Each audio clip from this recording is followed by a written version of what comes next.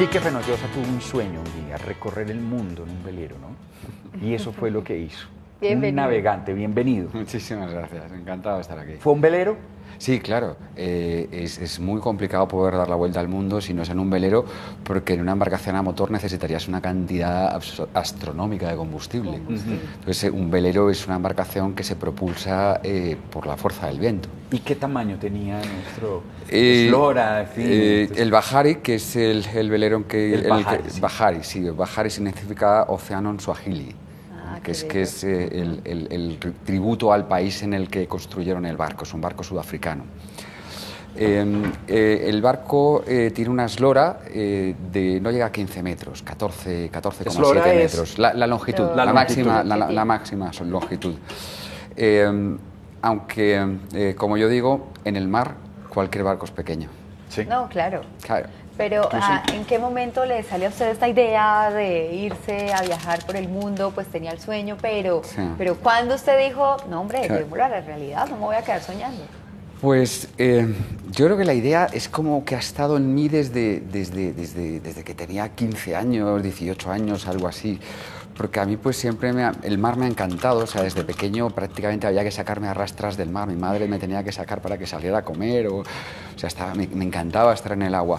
Y luego pues yo creo que todos soñamos de pequeños con aventuras, con países lejanos, con islas remotas, pero parece que tengamos que asumir cuando crecemos que eso no se puede cumplir, es decir, que eso se tiene que quedar en los libros y que nunca puede ser realidad. Entonces, yo como que lo llevaba en mente, pero que prácticamente casi ni siquiera yo me lo creía, ¿no? Era como, bueno, pues algún día igual, a lo mejor, hasta que hubo un día en el que decidí que las cosas no podían ser así, es decir, que si quería ser un sueño tenía que hacer algo para conseguirlo. Y me pregunté, ¿qué has hecho hoy para dar un paso hacia adelante en tu sueño? Y me respondí, nada, así nunca vas a llegar. Entonces hubo un día que empecé a hacer algo, un paso, otro paso, me costó mucho, me costó 4 años, mucho esfuerzo, mucha dedicación, pero hubo un día que zarpé, que conseguí salir. ¿Zarpó solo? No, lancé con un amigo, con Yolo, con José Carlos Corral, que fue el que me acompañó en esta aventura. Y luego a lo largo del viaje pues hubieron otros amigos que vinieron, José Carlos también a veces se iba, venían otros amigos.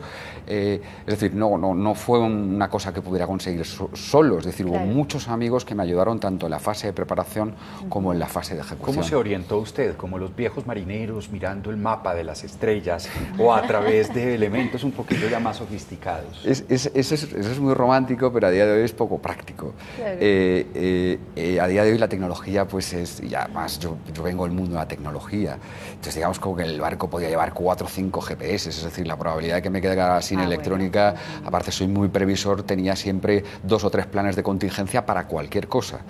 Entonces, en este sentido lo tenía, pero evidentemente yo soy, tengo la máxima titulación náutica, entonces en ese sentido yo tuve que estudiar navegación astronómica, orientándome o bien sea por las estrellas o por el sol.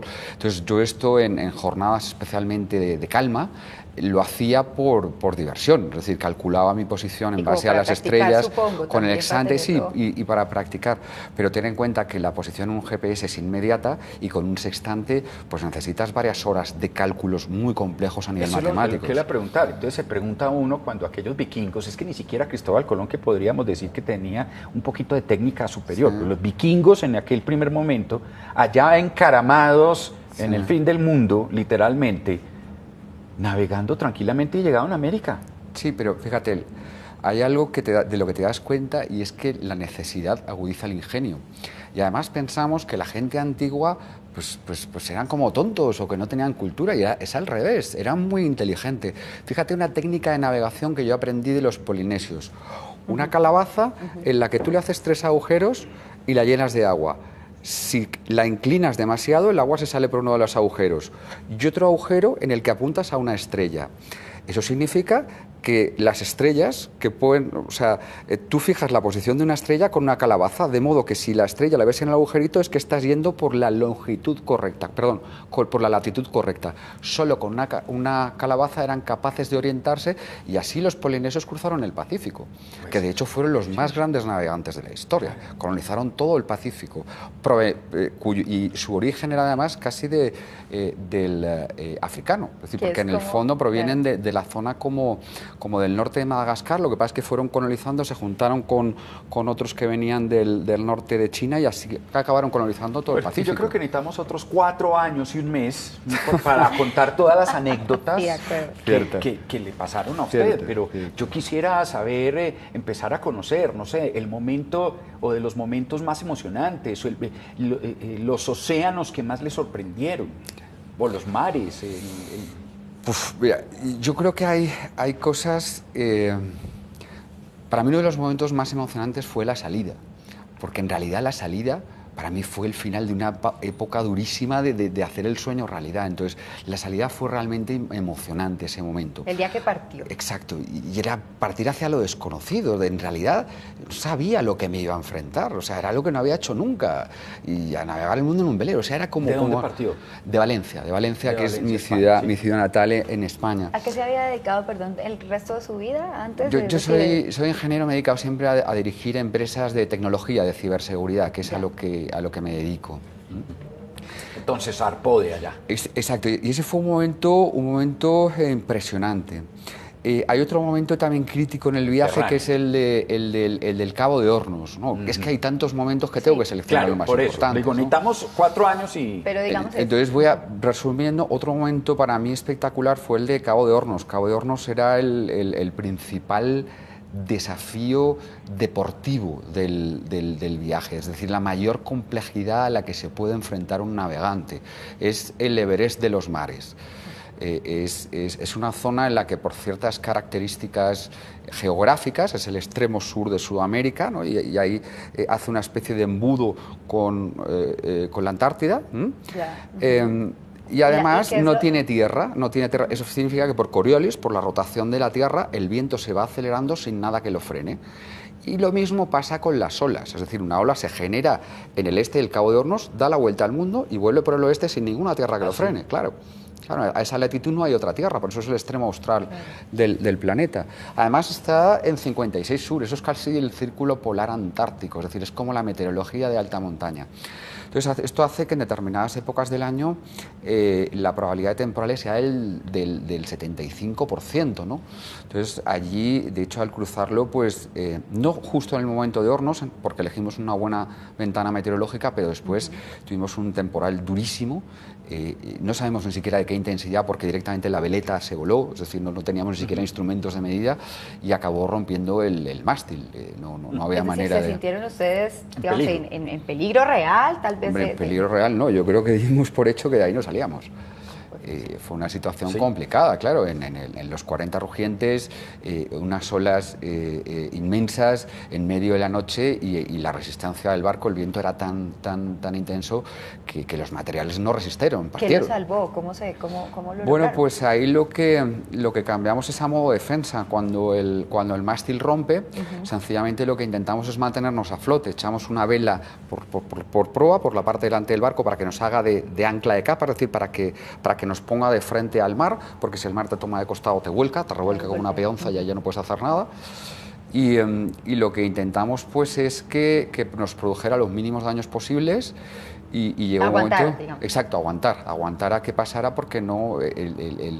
Cuando el mar dice allá voy, no hay nada que lo pueda parar. Es decir, la fortaleza del mar es completa, te puede arrasar como una hormiga, ¿no?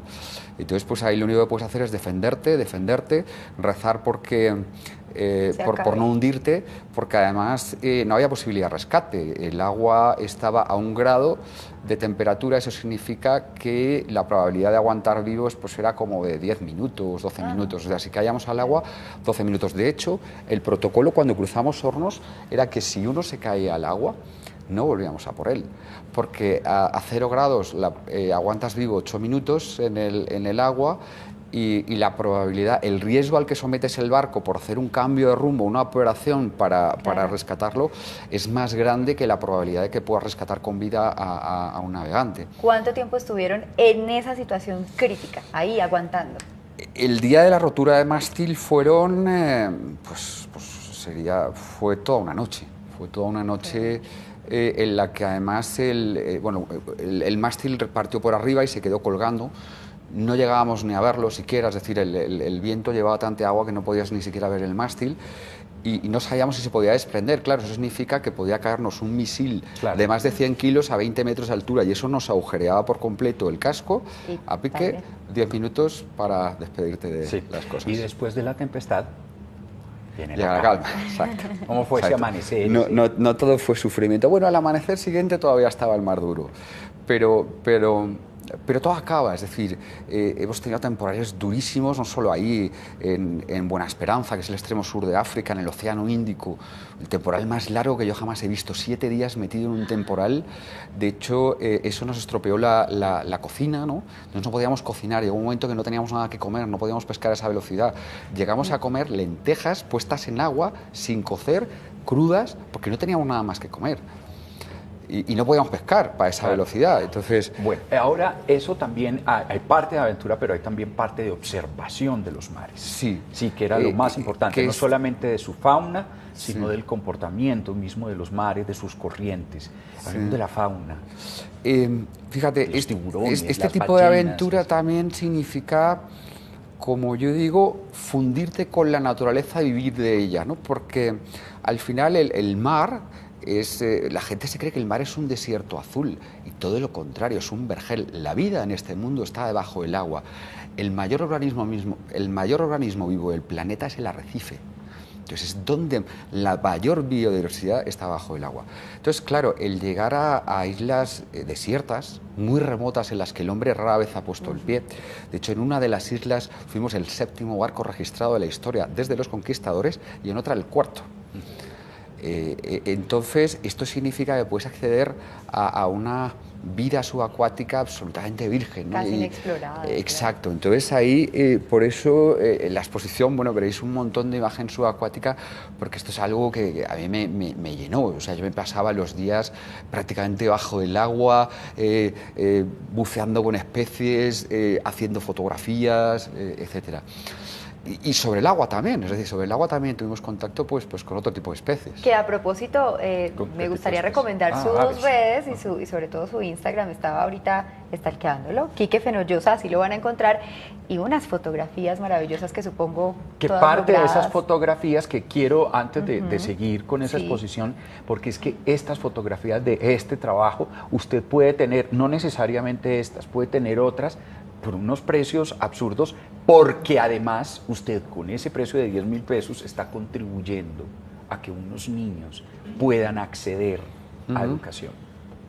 Sí, ese es el objetivo de la exposición que se va a llevar estos días en el Centro Comercial Palatino. Sí.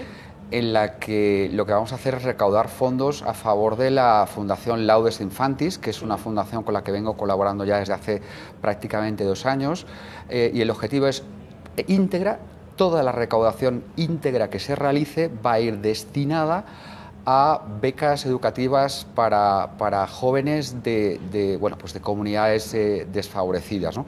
Y por esto es el objetivo, el lema, que es un sueño, que es mi sueño, para cumplir otros sueños que son los de estos jóvenes de Laudes Infantis. Aquí nos dijo una vez un invitado sentado con nosotros también en estos sofás que el origen social de una persona no tenía por qué definir hasta dónde era capaz de llegar. Sí. Es más o menos ese el mensaje que usted le está entregando ahora a los niños. Eso y otras cosas. En mi caso es así, es decir, yo no provengo de una familia de clase alta, yo provengo de una familia de una clase pues absolutamente normal, media en España, pero que sí que tuve posibilidad de acceso a la educación.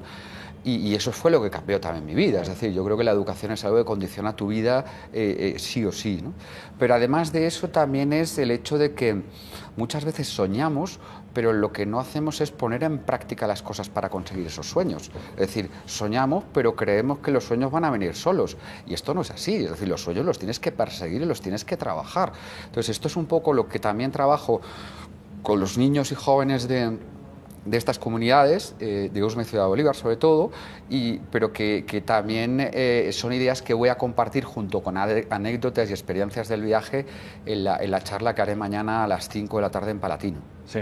Hablando de todos estos encuentros, me decía fauna submarina, la fauna por la superficie, me imagino sí. Aves y otro tipo de mamíferos o grandes mamíferos en Australia, leones y elefantes y cosas así. Perdón, en Australia, en África. En África, sí. Exactamente. Sí. Bueno. ¿Tuvo alguna experiencia que usted todavía no puede explicar en estos océanos, en estos vastos espacios donde uno pierde el sentido de orientación, en fin, y está avasallado por la belleza del universo? Aquí lo que pasa es que necesitaría días para explicar las cosas, pero por resumir, experiencias de todo tipo. Hay cosas inexplicables, como cosas que sucedieron, pues a veces no se sabe por qué, las cosas, pues como que estábamos navegando hacia un arrecife que no salía en las cartas, y por casualidad, en una operación que nunca hago, comprobé en otro tipo de cartografía que estaba ahí, y prácticamente conseguimos evitar un accidente que habría sido mortal, porque aquello era en mitad, navegando a una velocidad importante en mitad de Papúa Nueva Guinea. O sea, hay cosas que suceden en la vida que bueno, pues cuando te tiene que tocar, te toca, y cuando no te toca, ¿no? Eso.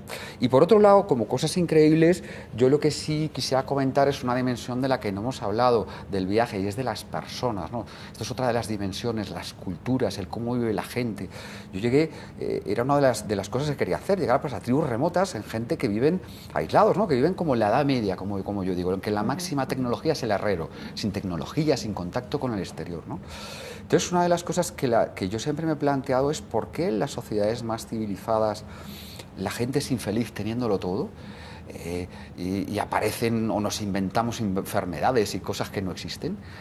¿Y por qué cuando tú llegas a un sitio en el que la gente es pura, es virgen, es natural, porque no están contaminados por todo este desarrollo teórico, estás feliz? Y esto era una cosa que yo lo analizaba, ¿no? Esto son cosas que me impresionó, ¿no? Por ejemplo, como ciertas tribus de Polinesia o de Micronesia, pues para ellos el sentido de la inmediatez, el vivir el presente, que ahora está tan de moda y que parece que sea como una teoría súper moderna, para ellos es un modo de vida. Para ellos es, hoy he comido y tengo un techo bajo el que dormir, es un día perfecto, no necesito nada más. La tolerancia a la incertidumbre, es decir, comeré mañana, no le preocupa, mañana ya veré. Nosotros tenemos que tenerlo todo asegurado, todo claro, todo definido, porque si no, nos pasamos el día sufriendo por cosas que ni siquiera han sucedido, por cosas que podrían suceder. ¿De acuerdo? Entonces esto es un poco una de las claves que yo creo que tienen de la felicidad, el sentido de comunidad. Estas tribus, la única manera de sobrevivir, como dices, ¿no? ¿Cómo sobreviven 50 personas en un atolón que está en mitad del Pacífico y que no hay nada que pase por allí, más que barcos como los nuestros?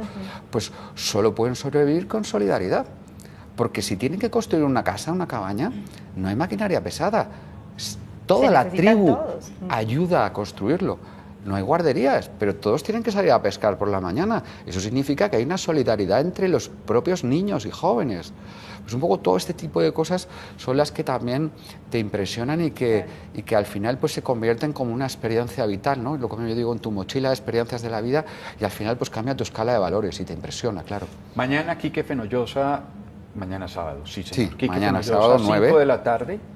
En el Palatino, el Centro Comercial Palatino. Exactamente, compartir un sueño y además la posibilidad de recoger fondos para que otros niños en San Cristóbal Sur, Ciudad Bolívar, Usme, puedan crear sus propios sueños y algún día compartirlos también con nosotros. Quique, un honor. Qué placer.